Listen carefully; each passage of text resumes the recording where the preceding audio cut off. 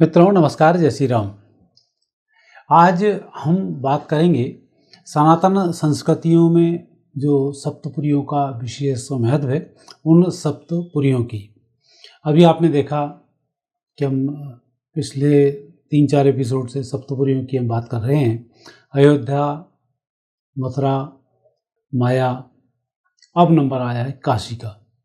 अब हम इन काशी की बात करेंगे कि इस देश में काशी विश्वनाथ का इतना महत्व क्यों है और यहाँ दर्शन क्यों करनी चाहिए, और सप्तपुरियों में इस पुरी का भी विशेष महत्व क्यों है, इन सब की हम आपसे चर्चा करेंगे। पहले पढ़ते हैं सप्तपुरियों का श्लोक। अयोध्या मथुरा माया काशी कांची अवंतिका पुरी द्वारिका चैव सप्तैते मोक्षदायिका। तो इस प्रकार से ये 7 पुरियाँ हैं, इनका अपना अपना एक महत्व है और यह मोक्ष के द्वार माने गए हैं।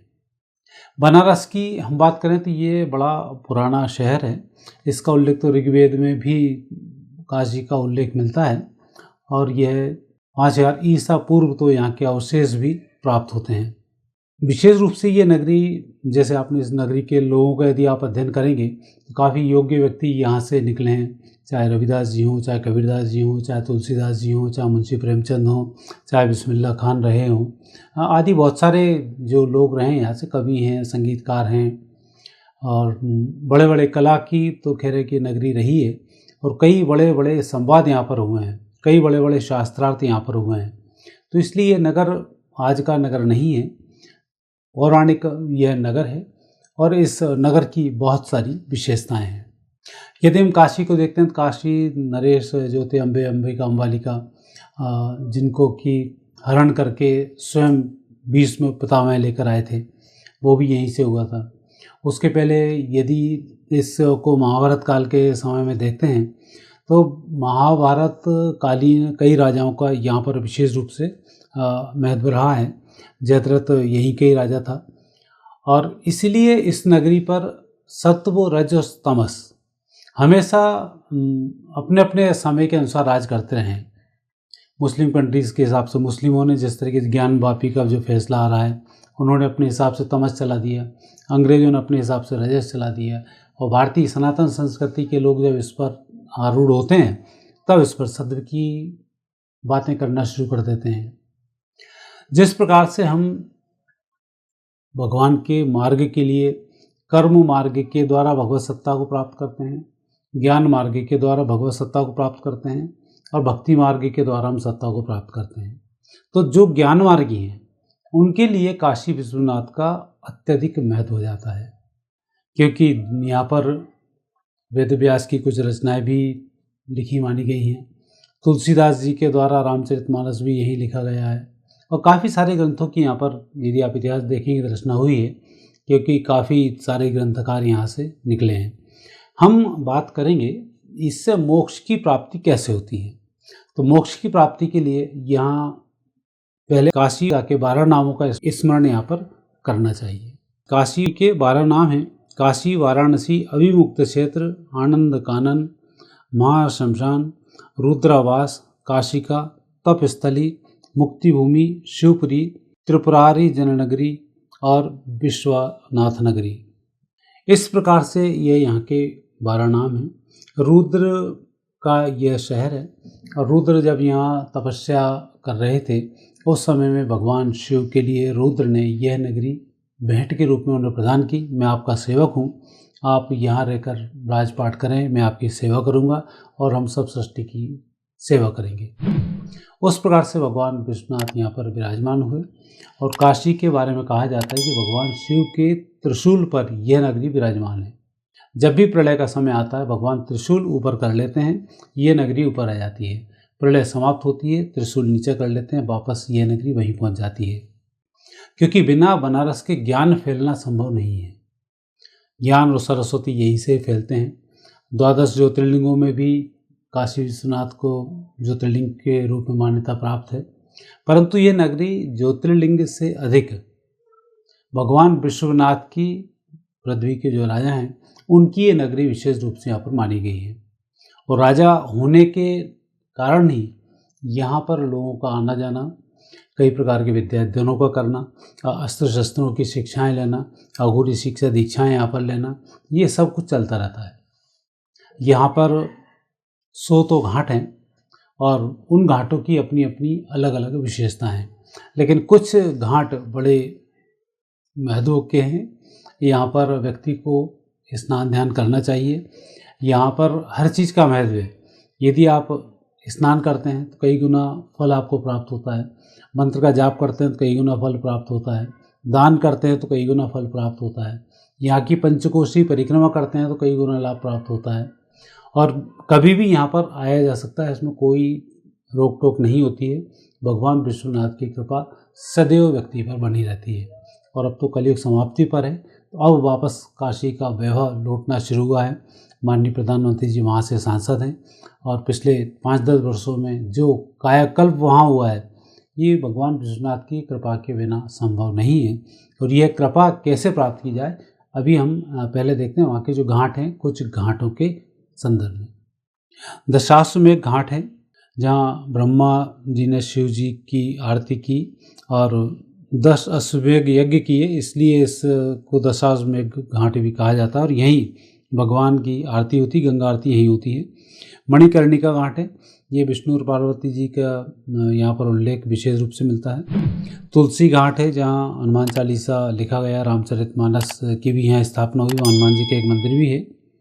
काशी विश्वनाथ तो स्वयं ज्योतिर्लिंग में है ही। 80 और गंगा वरुणा आसी, इनका जो संगम है ये स्थान भी है। पंचगंगा यहाँ घाट भी है, वरुणा गंगा संगम भी है, जो विष्णु और शिव का प्रतीक है। 56 विनायक तीर्थ भी यहाँ पर हैं, जो गणेश जी का स्वरूप हैं। पंचकोशी परिक्रमा, यहाँ पर भैरवनाथ विराजमान हैं। इस प्रकार से यहाँ पर कुछ मुख्य जो घाट हैं, इनका मैंने आपसे वर्णन किया। वैसे तो मैं कई राजाओं ने कई घाट बनाए हैं, कई शास्त्रार्थ के घाट भी बने हुए हैं।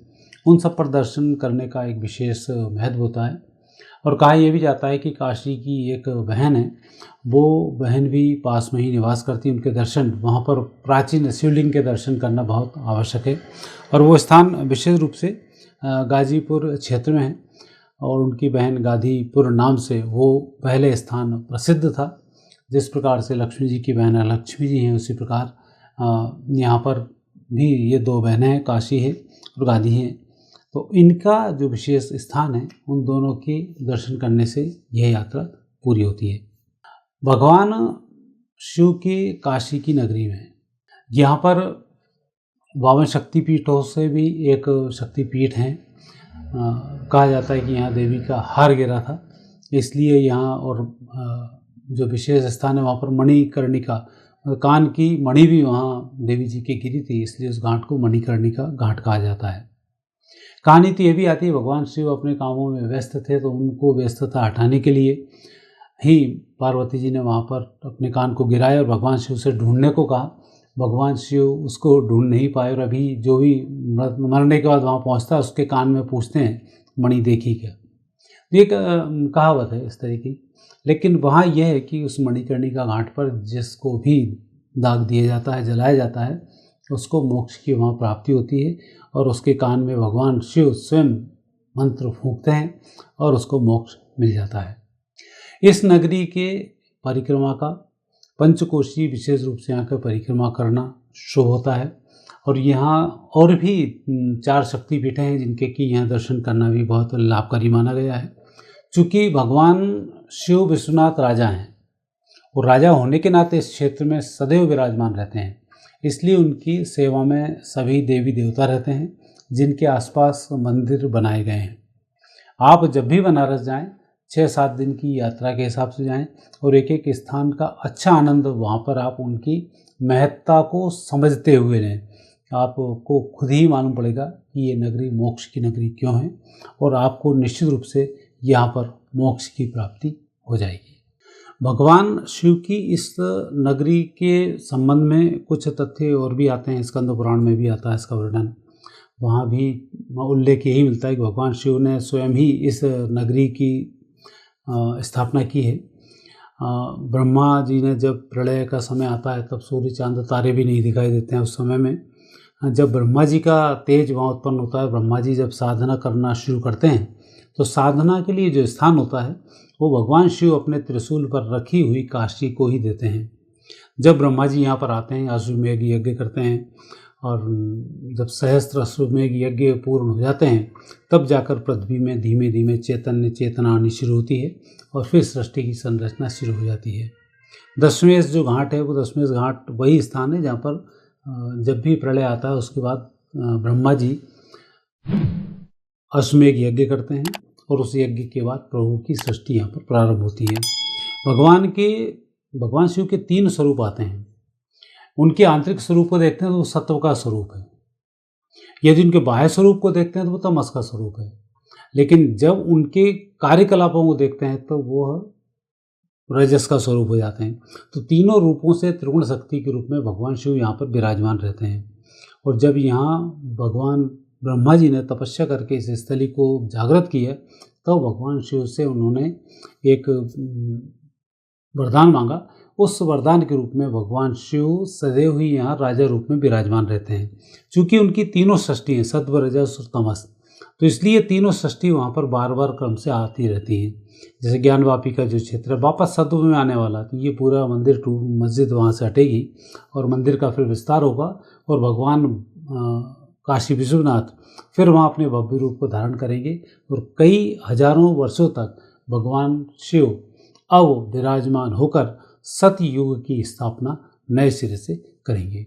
और इसीलिए यहाँ पर सत्व रज और तमस का एक कलुषित जो दोष बनता है उस दोष की निवृत्ति इस स्थान पर आने से, पंचकोशीय परिक्रमा करने से, विश्वनाथ भगवान के दर्शन करने से, मणिकर्णिका घाट पर स्नान करने से, साथ ही यहाँ के ज्योतिर्लिंगों के साथ साथ 52 शक्तिपीठों में से भी 2-3 शक्तिपीठ हैं गौण रूप से यहाँ पर हैं, उनके दर्शन करने से मोक्ष धर्म अर्थ काम मोक्ष की प्राप्ति होती है।